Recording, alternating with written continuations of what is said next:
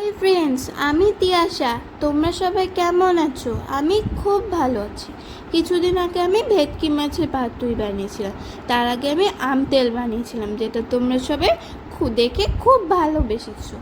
এবার তাহলে আমার ভেটকি মাছের পাতুরিটা তোমরা দেখো, তোমাদের পছন্দ হয় না কি? আর এই রেসিপিতে জানো একদম সহজ এবং সিম্পল রেসিপি।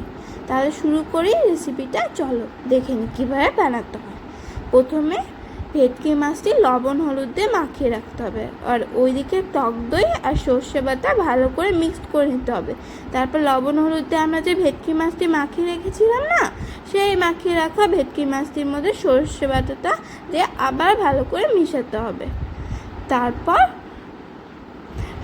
একটি কলা পাতা ভালো করে রোস্ট করে নিতে হবে। সেই রোস্ট করে কলা পাতার উপরে ভেটকি মাছটি রাখতে হবে।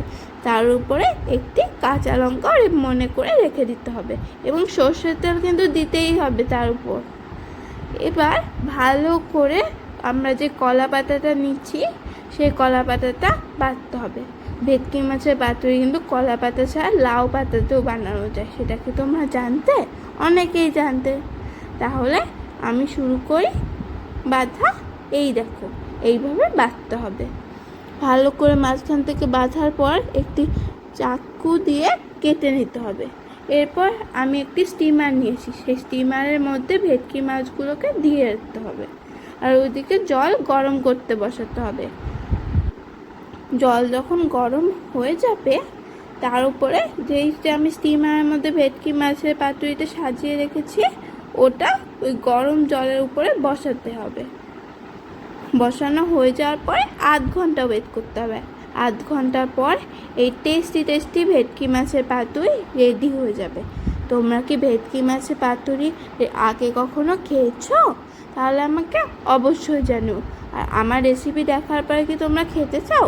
তাহলেও জানিও। দেখেছো কত সুন্দর ভেটকি মাছের পাতুরি রেডি হয়ে গেল।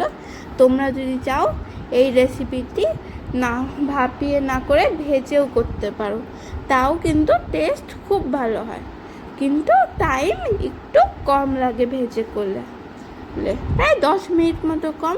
তাহলে আমাদের ইয়ামি ভেটকি মাছের পাতুরি রেসিপিটি হয়ে গেল।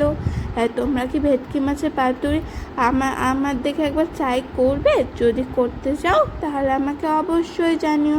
বাই বাই ফ্রেন্ডস, তোমরা অনেক ভালো থেকো।